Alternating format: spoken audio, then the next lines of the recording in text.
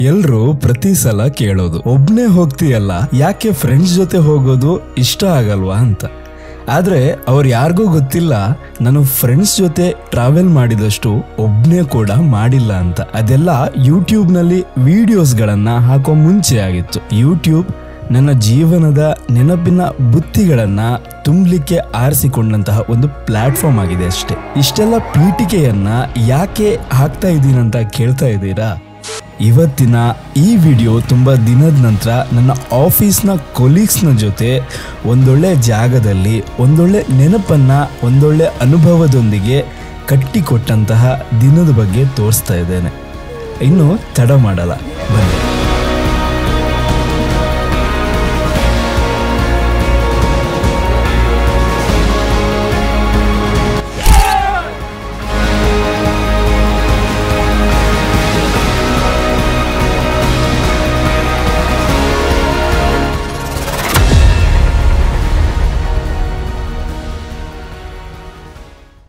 ಹೊರಟಿದ್ದು ಮನೆಯಿಂದ ಆದ್ರೂ ಎಲ್ಲರೂ ಮೀಟ್ ಆಗಿದ್ದು ನಮ್ಮ ಆಗುಂಬೆಯ ಸೋಮೇಶ್ವರದಲ್ಲಿ.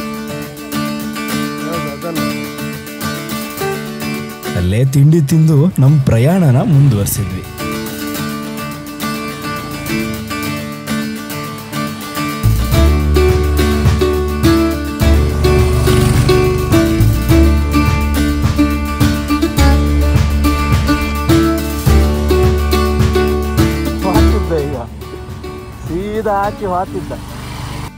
ಅವತ್ತಿನ ದಿನ ಹೇಗಿತ್ತಂದ್ರೆ ಪ್ರಕೃತಿ ನಮ್ಮನ್ನ ದಾರಿಯುದ್ದಕ್ಕೂ ಹಸಿರಿನ ಚಪ್ಪರ ಹಾಕಿ ಅದರ ಮೇಲೆ ಮೋಡದಿಂದ ಚಂದದ ರಂಗೋಲಿಯನ್ನ ಬಿಡಿಸಿ ಸ್ವಾಗತ ಮಾಡಿದಾಗಿತ್ತು.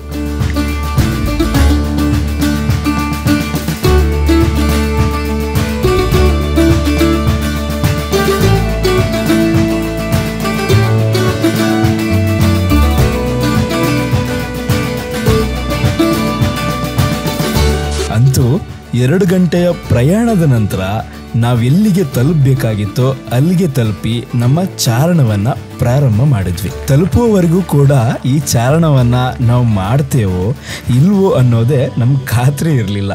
ಯಾಕಂದ್ರೆ ದಾರಿ ಬಗ್ಗೆ ತುಂಬ ಅನಲೈಸ್ ಮಾಡಿದ ಮೇಲೆ ನನಗೆ ಗೊತ್ತಾಗಿದ್ದು ನಾವೊಂದು ಪ್ರೈವೇಟ್ ಎಸ್ಟೇಟ್ ಒಳಗೆ ಹೋಗಿ ಬೇಲಿಯನ್ನೆಲ್ಲ ಹಾರಿ ಕೆಲವು ಸಣ್ಣ ಸವಾಲುಗಳನ್ನು ಕೂಡ ಸ್ವೀಕರಿಸಿ ಚಾರಣವನ್ನ ಮುಂದುವರಿಸಬೇಕಾಗಿ ಅಂತ. ಬನ್ನಿ ಆ ಪ್ರಯಾಣ ಹೇಗಿತ್ತು ಅಂತ ನೀವೇ ನೋಡಿ.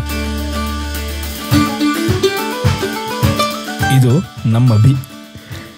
ನಮ್ಮ ಗಿರೀಶ್ ಅಣ್ಣ, ಇವರು ನಮ್ಮ ಹರೀಶ್ ಅಣ್ಣ, ಅವ್ರ ಹಿಂದೆ ನಿತೇಶ್ ಅವರು, ಇವರು ನಮ್ಮ ರಮೇಶ್ ಅಣ್ಣ, ಇದು ಸಚಿನ್ ಮಹಾರಾಜ, ಹಾಗೆ ಅನಿಲ್ ಅವರು. ಎಲ್ಲ ಸಿನಿಮಾಗಳಲ್ಲೂ ಒಬ್ನಿರ್ತಾನಂತಲ್ಲ, ನಿನ್ನ ನೋಡ್ತಾ ಇದ್ರೆ ನನಗೆ ಹಂಗೆ ಅನ್ಸುತ್ತೆ. ಅದಲ್ಲ ಎಲ್ಲಾ ಟ್ರೆಕ್ ನಲ್ಲೂ ಒಬ್ರು ಇರ್ತಾರಲ್ಲ, ಕೊನೆ ಕ್ಷಣದಲ್ಲಿ ಬರ್ದೇ ಇರೋರು, ಅವರು ಕೂಡ ಒಬ್ರಿದ್ದಾರೆ. ಆದ್ರೆ ಅವ್ರ ಪರಿಚಯ ನೆಕ್ಸ್ಟ್ ಟ್ರೆಕ್ ಅಲ್ಲಿ ಮಾಡಿಸ್ಕೊಡ್ತೀನಿ, ಇವಾಗ ಬೇಡ.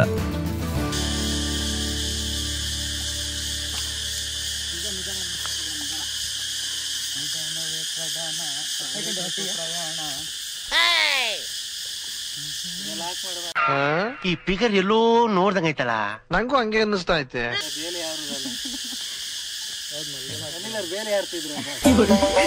ಈ ಕಣ್ಣಲ್ಲಿ ಇನ್ನೀ ಏನೇನ್ ನೋಡ್ಬೇಕು ಕಾಣೆ.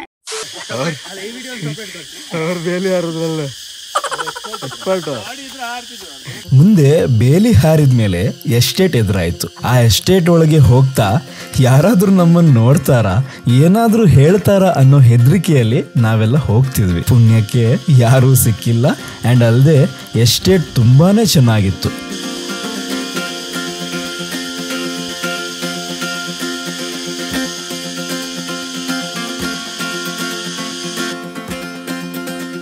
ಇದು ನಮ್ಮ ಸೆಕೆಂಡ್ ಬೇಲಿ. ಇಷ್ಟು ಪರ್ಫೆಕ್ಟ್ ಯಾರು ಎಂತಕ್ಕೆ ಹಾಕುದು? ನನಗೆ ಎಷ್ಟು ಚೀಪ್ ಅನಿಸ್ಬಿಡ್ತು ಅಂದ್ರೆ, ಥೋ ನಿಮ್ಮ ಈ ತರದೆಲ್ಲ ಇದಾರೆ. ಕಾಮ್ದೇವ್ ಅದೆಲ್ಲಿಗೆ ಎಲ್ಲ ಹಿಂಗೆ ಸೂಪರ್ ಆಗಿದೆ. ಟುಷ್ಟು 2ನೇ ಭಾಗ ವೇಟ್ ಮಾಡ್ಬೇಕು ನಾವು.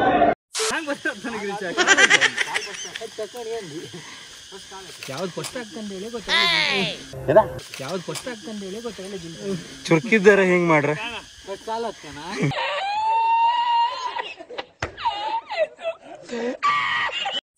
ಇಲ್ಲಿ ನಮ್ಮ ಹರೀಶ್ ಅಣ್ಣ ಸಾಂಗ್ ಹೇಳ್ತಾ ಇದ್ರು. ನಾನ್ ರೆಕಾರ್ಡ್ ಮಾಡ್ಬೇಕು ಅಂತ ಹೊರಟಾಗ ನಾಚಿ ನಿಲ್ಸ್ಬಿಟ್ರು. ತುಂಬಾ ಬೇಡ್ಕೊಂಡ್ಮೇಲೆ ಬಂತು ನೋಡಿ ರಾಗ. ವಯಸ್ಸಿದ್ದೆಲ್ಲ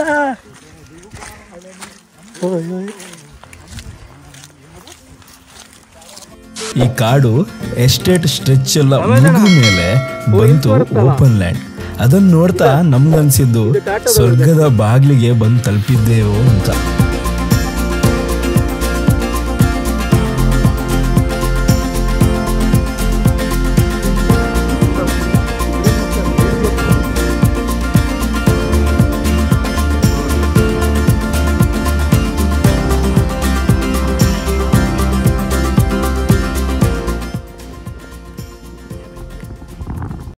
ಟ್ರೆಕ್ ಬಗ್ಗೆ ತುಂಬ ಎಕ್ಸ್ಪೆಕ್ಟೇಷನ್ ಇತ್ತು. ಎಕ್ಸ್ಪೆಕ್ಟೇಷನ್ ಇನ್ ದ ಸೆನ್ಸ್ ತುಂಬ ಕಷ್ಟ ಇರಬಹುದೇನೋ ಅಂತ.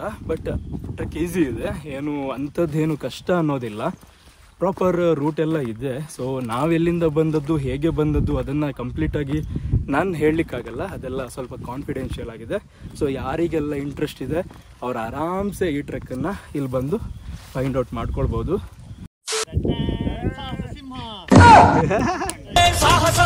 ಸಾಹಸ ಸಿಂಹ ಬೆಟ್ಟಿ ಬರುವ ಜೋರು ನೋಡು, ದಿಟ್ಟ ವೀರ ಪಡೆಯ ನೋಡು, ದಂಡು ದಾಡಿ ನಡುವೆ ಕೂಡ ಗಂಡು ಗಲಿಯ ಬಿರುಸು ನೋಡು. ಒಂದು ಸಾಂಗ್ ಹೇಳಿ. ನಡಿಗೆ ನೋಡಿ ಕೈ ಎತ್ತಿ ಮುಗಿಯಬೇಕು. ಆಸ್ಟ್ರೋ ಸಚಿನ್ ಅವರ ಆಗಮನ ಕಾಣ್ತಾ ಇದೆ. ಇಂಡೋರ್ ಕಂಡಂತಹ ಅಪ್ರತಿಮ ಆಟಗಾರ.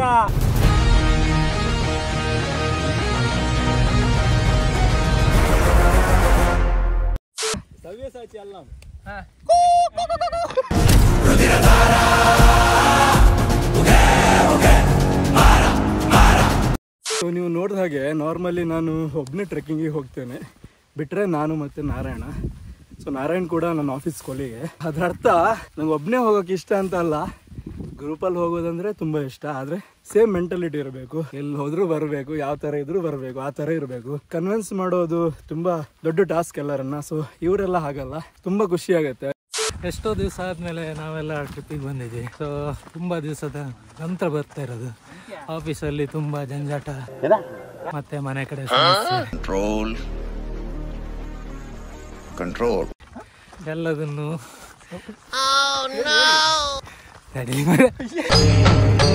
ಇದೆ. ಇಲ್ಲೊಂದು ಸಮಸ್ಯೆ ಖಂಡಿತ ಇದೆ. ಎಷ್ಟೋ ದಿವಸದ ನಂತರ ನಾವೆಲ್ಲ ಆಫೀಸ್ ಅವ್ರು ಸೇರಿ ಒಂದು ಟ್ರಕ್ ಪ್ಲ್ಯಾನ್ ಮಾಡಿದ್ವಿ. ಸೊ ತುಂಬ ವರ್ಷ ಆಯಿತು ಟ್ರಕ್ ಪ್ಲ್ಯಾನನ್ನು ಹಿಂದೆ ಮಾಡಿ. 2 ರಿಂದ 3 ವರ್ಷ ಆಗಿರಬೇಕು. ಇದು ಆಕ್ಚುಲಿ ಚೆನ್ನಾಗಿ. ನಮ್ಮ ಜೊತೆ ಅನಿಲ್ ಅವರು ಇದ್ದಾರೆ. ಅನಿಲ್ ಅವರು ಒಂದೆರಡು ಮಾತನ್ನು ಆಡ್ತಾರೆ. ಈಗ ಎಲ್ರಿಗೂ ನಮಸ್ಕಾರ. ಈಗಾಗಲೇ ಗಿರೀಶ್ ಅವರು ಹೇಳಿದಾಗೆ ಒಂದು ಪ್ಲೇಸಿಗೆ ಟ್ರೆಕ್ಕಿಂಗ್ಗೆ ಬಂದಿದೆ. ಇಲ್ಲಿನ ಯಾರಲ್ಲಿ ಪ್ಲೀಸ್ ಸಮಾಧಾನ, ಸೈಲೆನ್ಸ್. ಗುಡ್ಡಗಳನ್ನು, ಬೆಟ್ಟಗಳನ್ನು, ಪರಿಸರದ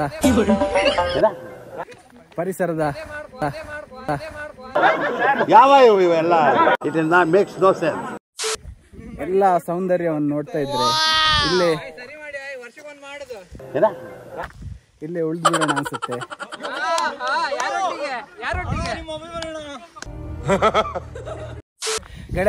ಇಲ್ಲೇ ಇದ್ದಾರೆ ಈ ಕಡೆ. ಇಲ್ಲಿ ಮಿಸ್ಟರ್ ಹ್ಯಾಂಡ್ಸಮ್ ಅಭಿಷೇಕ್,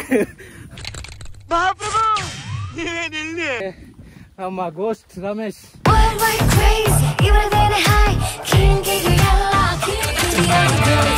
ಗೆಳೆಯರೆ ನೋಡಿ,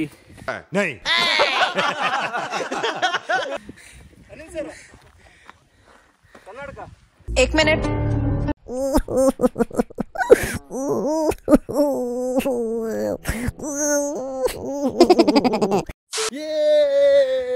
ನನ್ನ ಜೊತೆ ನನ್ನ ಆತ್ಮೀಯ ಗೆಳೆಯ ನಮ್ ಅಭಿಷೇಕ್ ಅವರಿದ್ದಾರೆ. ಸ್ಟಾಕ್ ಮಾರ್ಕೆಟ್ ಪಂಟರ್ ಮತ್ತೆ ನಮ್ದು ಇಂಡೋವೇರ್ ಇದು ಸ್ಟಾಕ್ ಅಲ್ಲಿ ಕೋಟಿ ಗಟ್ಟಲೆ ಮಾಡಿ.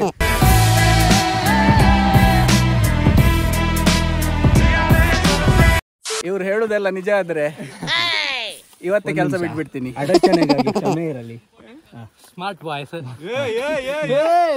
ಸ್ಫುರದ್ರೂಪಿ ಯುವಕ ಅಭಿಷೇಕ್ ಇದ್ದಾನೆ. ಈಗಾಗ್ಲೇ ಎಲ್ಲರೂ ಅನಿಲ್ ಸರ್ ಯಾರ ಹತ್ರ ಆದ್ರೂ ಬೇಕಾದ್ರೆ ಕೇಳಿ, ಅನಿಲ್ ಸರ್ಗಿರುವಷ್ಟು ಫ್ಯಾನ್ಸ್ ಇನ್ಯಾರಿಗೂ ಇಲ್ಲ. ಇಲ್ಲ ನಾವೆಲ್ಲ ಈಗಾಗ್ಲೇ ಹಳೆ ಹುಲಿ ಆಗಿದ್ದೇವೆ. ಈಗ ಹೊಸ ಯುವಕರಿಗೆ ಅವಕಾಶ ಕೊಡ್ತಿದ್ದೇವೆ. ನಮ್ ಗೋಸ್ಟ್ ಹಾಗೆ ಗಿರೀಶ್ ಅವರಿದ್ದಾರೆ. ಗೋಸ್ಟ್ ಆಚೆ ಇದ್ದಾರೆ, ಹೋಸ್ಟ್ ಈಚೆ ಇದ್ದಾರೆ. कैसा लगा मेरा मजाक? ನಾವು ಈಗಾಗ್ಲೇ ಬಂದಿದ್ದೇವೆ ಕಾಪಿನಾಡಿಗೆ.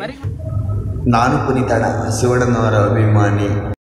ಅನಿಲ್ ಸರ್ ಬಗ್ಗೆ ಹೇಳಬೇಕಂದ್ರೆ ನಾನು ಮೊದಲು ಜಾಯ್ನ್ ಆದಾಗ ನನ್ನ ಟೀಮ್ನ ಲೀಡ್ ಆಗಿದ್ದಂಥವ್ರು ಇವರೇ. ಅವಾಗ ಇಂಜಿನಿಯರಿಂಗ್ ಕೂಡ ಮಾಡ್ತಾ ಇದ್ದೆ ನಾನು.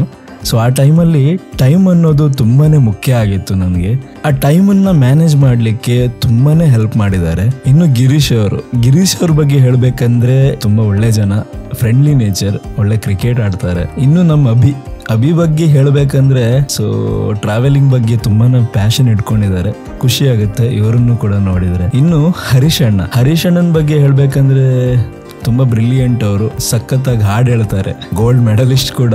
ರಮೇಶ್ ಅಣ್ಣ ದ ಲೆಜೆಂಡ್, ಆಲ್ರೆಡಿ ತುಂಬಾನೇ ಟ್ರಾವೆಲ್ ಮಾಡಿದ್ದಾರೆ. ಲಡಾಖ್ ಅಲ್ಲೆಲ್ಲ ಹೋಗಿ ಬಂದಿದ್ದಾರೆ. ತುಂಬಾ ಖುಷಿ ಆಗುತ್ತೆ. ನಮ್ಮ ಈ ಟೀಮಲ್ಲಿ ಒಂದು ಟ್ರಾವೆಲಿಂಗ್ ಬಗ್ಗೆ ತುಂಬಾ ಎಕ್ಸ್ಪೀರಿಯನ್ಸ್ ಇರುವಂತಹ ಒಂದು ವ್ಯಕ್ತಿ ಅಂತ ಹೇಳಿದ್ರೆ ತಪ್ಪಾಗಲ್ಲ. ಸಚಿನ್ ಅಂತ ಕರೆಯೋ ಬದಲು ಜ್ಯೋತಿಷ್ಯ ಅನ್ನೋ ವರ್ಡ್ ತುಂಬಾನೇ ಸೂಟ್ ಆಗುತ್ತೆ ಇವರಿಗೆ. ಅಂಡ್ ತುಂಬಾ ಒಳ್ಳೆ ವ್ಯಕ್ತಿ, ಯಾವತ್ತು ಪಾಸಿಟಿವ್ ಆಗಿರ್ತಾನೆ. ಖುಷಿ ಆಗುತ್ತೆ. ಇವರು ನಮ್ ನಿತೇಶ್ ಅವರು ಸಖತ್ತಾಗಿ ಬೌಲಿಂಗ್ ಮಾಡ್ತಾರೆ ಅಂಡ್ ತುಂಬಾ ಚೆನ್ನಾಗಿ ಮಿಂಗಲ್ ಆಗ್ತಾರೆ. ಮಾತಾಡ್ಲಿಕ್ಕಂತೂ ತುಂಬಾನೇ ಖುಷಿ ಆಗುತ್ತೆ ಇವರೊಟ್ಟಿಗೆ. ಇನ್ನು ನಾನು ನನ್ನ ಬಗ್ಗೆ ಹೇಳ್ಬೇಕಂದ್ರೆ ಇವ್ರನ್ನೆಲ್ಲ ನೋಡಿ ಕಲಿತಾ ಇದ್ದೀನಿ ಅಷ್ಟೇ.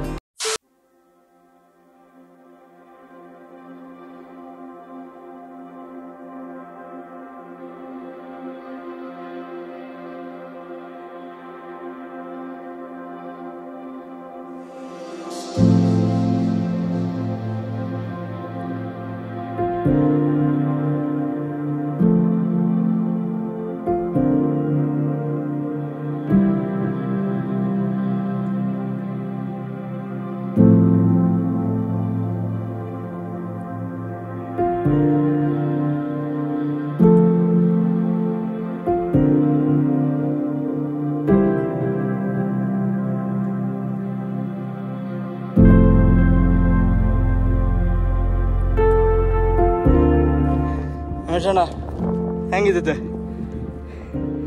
4 ಬೆಟ್ಟ 5ನೇದು ಇದೆ. ಹೆಂಗ ಅನ್ಸ್ತಿತ್ತ? ಸೂಪರ್.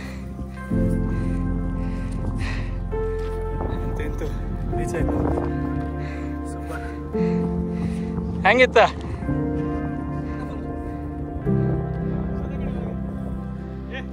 ಸೊ ಈಚೆಯಿಂದ ಸಹ ಹತ್ಬೋದು. ಮೇಲ್ಗಡೆ ಒಂದು ಗುಡಿ ಇದೆ. ಮೇಲೆ ಹೋದ್ಮೇಲೆ ಎದುರು ಬಂದು ಆನೆಯ ಕಂಡೊಡನೆ ಕಂಡಿದ್ದು ಅಕ್ಕಿಯ ಜೊತೆಗೆ ಬೆಟ್ಟದ ರಾಶಿ.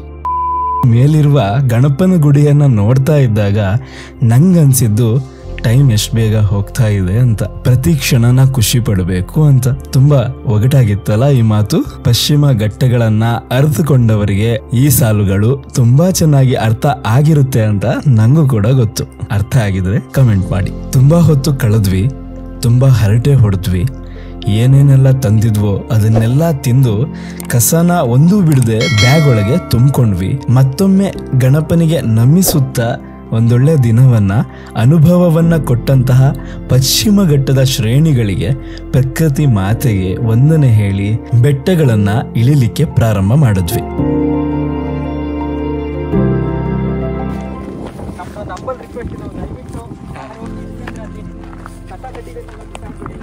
ಹೋಗ್ತಾ ಅನ್ನಪೂರ್ಣೆಯ ಆಶೀರ್ವಾದ ಪಡೆದು ಅವಳ ಪ್ರಸಾದವನ್ನ ಸ್ವೀಕರಿಸಿ ಹೊರಟ ನಮ್ಗೆ ದಾರಿಯುದ್ದಕ್ಕೂ ಮಳೆರಾಯ ದಣಿವನ್ನು ತಣಿಸ್ತಾನೆ ಇದ್ದ. ಇದಾಗಿತ್ತು ಆ ದಿನ. ಸೊ ಸ್ನೇಹಿತರೆ, ಸಮಯ ತುಂಬಾ ಇದೆ ಅಂತ ಅನ್ಕೊಂಡ್ರೆ ತಪ್ಪಾಗುತ್ತೆ. ಏನಾಗ್ಬೇಕು ಅದಾಗ್ಲೇಬೇಕು. ಕಾಲೆಳೆಯೋರು ಇರ್ತಾರೆ, ಹಾಗಂತ ಕೈ ಹಿಡ್ಕೊಂಡು ಹೆಗ್ಲು ಕೊಡೋ ಸ್ನೇಹಿತರು ಕೂಡ ಇರ್ತಾರೆ. ಅವಾಗವಾಗ ನಿಮ್ ಸ್ನೇಹಿತರ ಜೊತೆಗೆ ಇಂಥದ್ದೊಂದು ಜರ್ನಿಯನ್ನ ಮಾಡ್ತಾ ಇರಿ. ಸೊ ಒಂದೇ ಜೀವನ, ಎಷ್ಟೇ ಕಷ್ಟ ಆಗ್ಲಿ ಏನೇ ಆಗ್ಲಿ ಟ್ರಾವೆಲ್ ಮಾಡ್ತಾ ಇರಿ ಅಂತ ಹೇಳ್ತಾ ನೆಕ್ಸ್ಟ್ ವಿಡಿಯೋದಲ್ಲಿ ಮತ್ತೆ ಸಿಗ್ತೇನೆ. ಟಾಟಾ, ಬಾಯ್.